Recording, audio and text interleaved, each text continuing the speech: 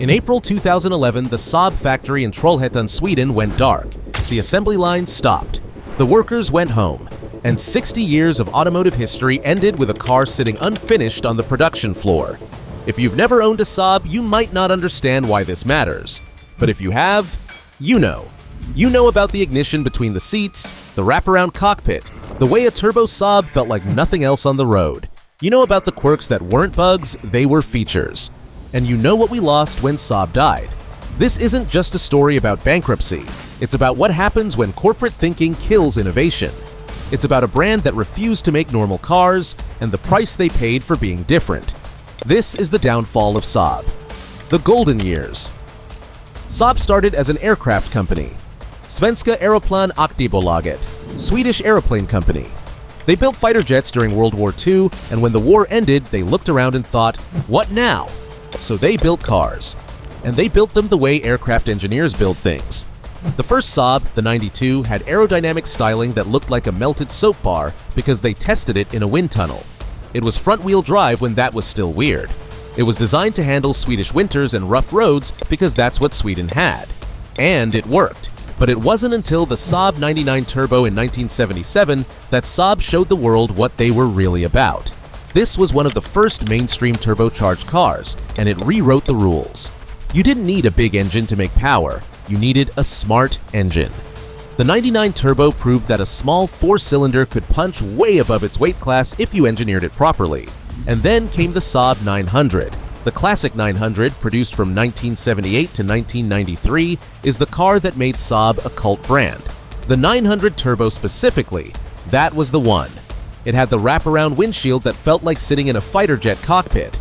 It had the ignition key between the front seats because that's where it was in Saabs, and if you didn't know that, you weren't part of the club. It had the headlights that wiped themselves, the cup holder that pulled out of the dashboard. Quirks everywhere. The interior layout was completely different from anything else on the road. The dashboard wrapped around the driver like a cockpit. Everything was exactly where it should be, even when it wasn't where you expected it to be. These were solutions engineered by people who actually thought about how you'd use the car. The seats were legendary, developed with orthopedic surgeons for long-distance comfort. And the turbo? The 900 Turbo wasn't the fastest car of its era, but the power delivery was addictive. You'd press the throttle, wait a beat, then the boost would hit. You learned to drive around the lag, and when you got it right, the car rewarded you. None of this was normal. All of it was Saab. The 900 Turbo was quick, safe, practical, weird, and it made you feel smarter for driving it. It wasn't trying to be a BMW or a Mercedes. It was trying to be a Saab. And if you got it, you really got it. Saab owners were different. They were engineers, architects, doctors, college professors. People who appreciated that someone had thought about how a car should work instead of just copying what everyone else was doing. They were a cult, but the good kind. They'd wave at each other on the road. They'd help each other fix things. They'd defend Saab to anyone who asked, "Why don't you just buy a Volvo?" Because it wasn't a Volvo. It was a Saab. And if you knew, you knew. Then came the Saab 9000 in 1984. This was Saab's executive sedan, developed with Fiat, Lancia, and Alfa Romeo as part of the Type 4 platform project. The 9000 Aero with its turbocharged 2.3-liter inline-4 was genuinely quick, comfortable, and refined. It proved Saab could take a shared platform and still make it distinctly Saab. By the late 1980s, Saab was at its peak. The cars were innovative, the brand had cachet, and the future looked bright. And then General Motors came calling. The GM era. In 1989, GM bought 50% of Saab. By 2000, they owned all of it. At first, this seemed like it might work. GM had money and global scale. Saab had engineering talent and a devoted customer base. GM promised that Saab would maintain its independence and Swedish identity. They genuinely meant it at the time. The problem is that good intentions don't survive corporate reality. The first sign of trouble was the new 900. When the classic 900 ended production in 1993, it was replaced by a new 900 that was built on the Opel Vectra platform. Same basic bones as a mainstream GM sedan, just with Saab badges and some styling tweaks. Saab fans noticed immediately. The ignition was still between the seats, but everything else felt different, less special, more generic. The classic 900 had a dashboard that wrapped around you like a cockpit. The new one could have come from any GM parts bin. The steering lost its feedback. The new hydraulic rack was lighter and less communicative. The interior materials that used to last started showing their GM origins after just a few years. On Saab forums, the complaints were consistent. It doesn't feel like a Saab anymore. And then came the real insult: the 92X and 97X. The 92X, launched in 2005, was a Subaru Impreza wagon with a Saab grille grafted on. Subaru built it, Saab badged it. Enthusiasts nicknamed it the Saabaru. And here's the thing: reviewers actually liked it. It was a good car. But it had none of Saab's design language, none of their engineering philosophy, zero Swedish identity. It was a competent Japanese car with an identity crisis, and Saab loyalists saw right through it. The 97X was somehow worse. This was a Chevrolet Trailblazer, a body-on-frame, truck-based SUV with Saab badges. A Swedish aircraft company's legacy reduced to selling rebadged Chevy trucks. The 97X had a Saab grille and some interior tweaks, but underneath it was pure GM truck platform. It drove like a Trailblazer, felt like a Trailblazer, and fooled absolutely nobody. These weren't cars designed by Saab. These were GM products with Saab stickers, shipped to Saab dealers to fill out the lineup and boost sales numbers. And the message to loyal customers was clear: your brand doesn't matter anymore. Still, the 93 and 95 sold reasonably well. In 1998, the 900 became the 9-3, and the 9000 was replaced by the 9-5. Both were turbocharged sedans that sold decently, and both felt designed by committee instead of by Swedish aircraft engineers. They were reliable, safe, practical, and if you squinted, they still had some Saab DNA. But they were compromised. Platform sharing with Opel and Chevrolet meant sacrificing the weird quirks that made Saab special. The wraparound windshield got smaller. The interior materials got cheaper. The steering feel got vaguer. Little by little, Saab was being watered down to fit GM's global strategy. And the fans noticed. They always notice. Sales started to slip. The people who loved Saabs for being different saw them becoming generic. And the people who wanted a mainstream luxury car had no reason to choose Saab over BMW or Audi.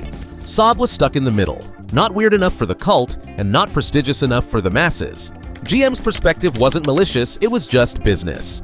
Saab peaked at around 130,000 cars a year in the late 1980s, most of them in specific markets. That's nothing in GM's world. Cadillac, Buick, Chevrolet, those were the priorities. Saab was expensive to run, difficult to integrate, and never made consistent profits. By the mid-2000s, Saab was essentially orphaned within GM.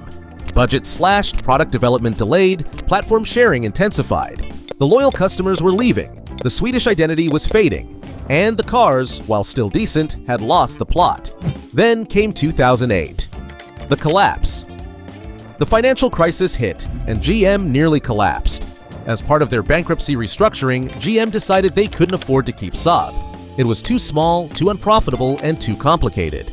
In 2009, GM announced they were shutting down Saab entirely. The Swedish government tried to help. Saab employees protested. The loyal customer base rallied. And for a brief moment, there was hope.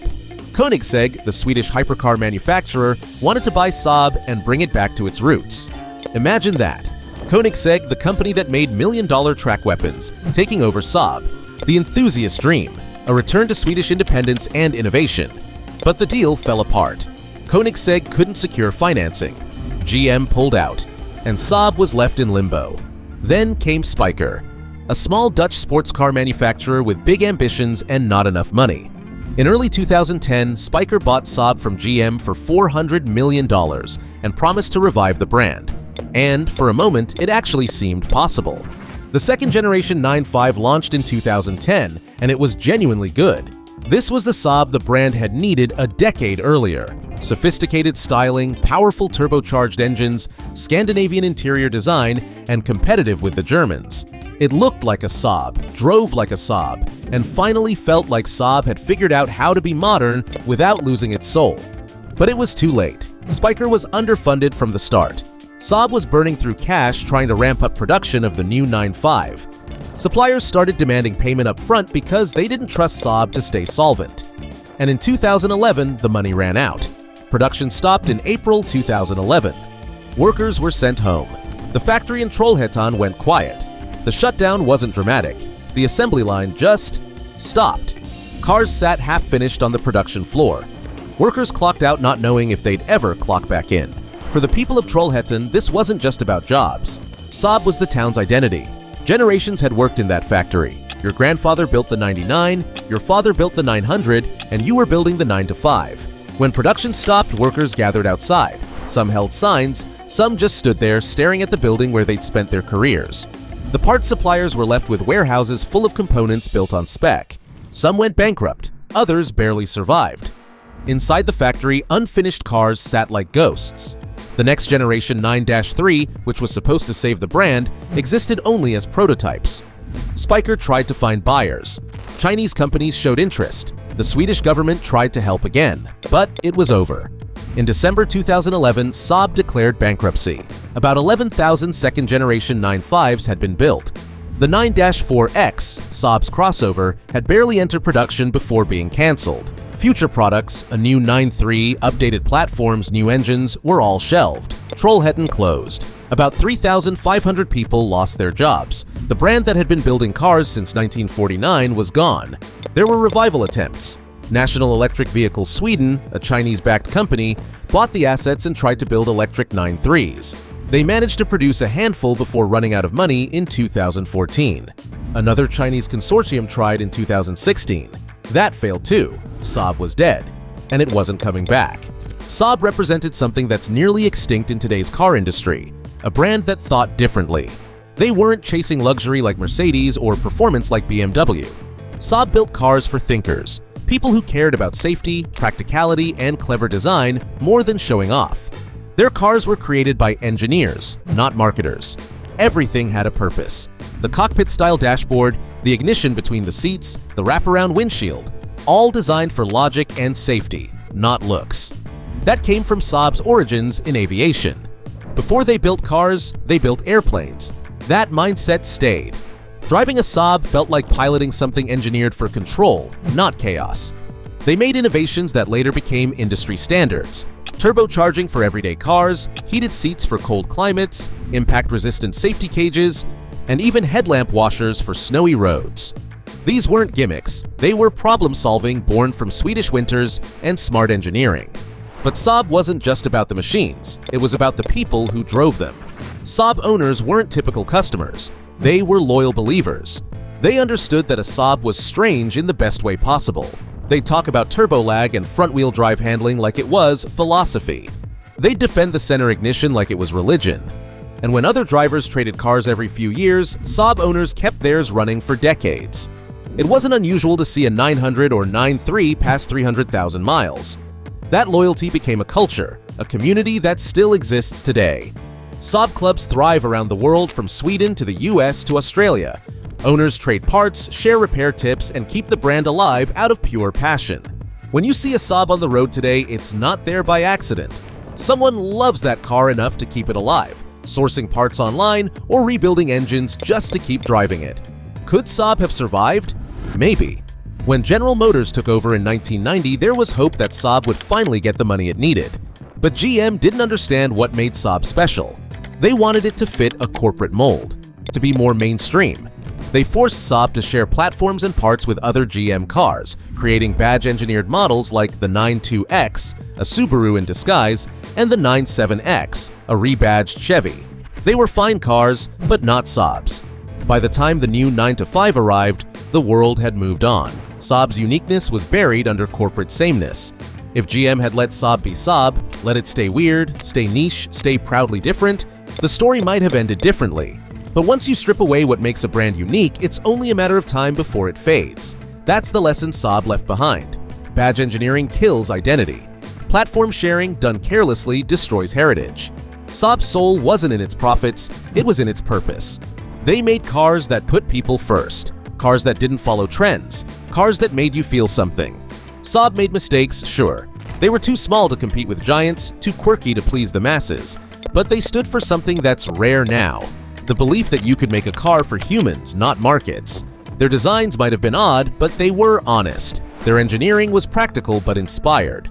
Saab wasn't just a car company, it was an idea that technology could serve people with intelligence, not ego. Even though Saab's gone, its spirit lingers. You can see its influence in modern Volvos, in the driver-focused layouts and emphasis on safety. But nothing feels quite like a real Saab. That turbo punch, that solid cocoon-like cockpit, that sense of driving something built by people who truly cared. Ask anyone who owned one. They'll tell you about the quirks, the repairs, the winter drives, the feeling of safety. And they'll tell you with a proud smile that Saab wasn't just a car they drove, it was a car that fit them. Saab didn't die because people stopped loving it. It died because the system it lived in couldn't handle something so individual. And that's the tragedy, not just of a car brand, but of creativity in a world ruled by conformity. If you've got a Saab story, share it. The cult is still listening. Thanks for watching.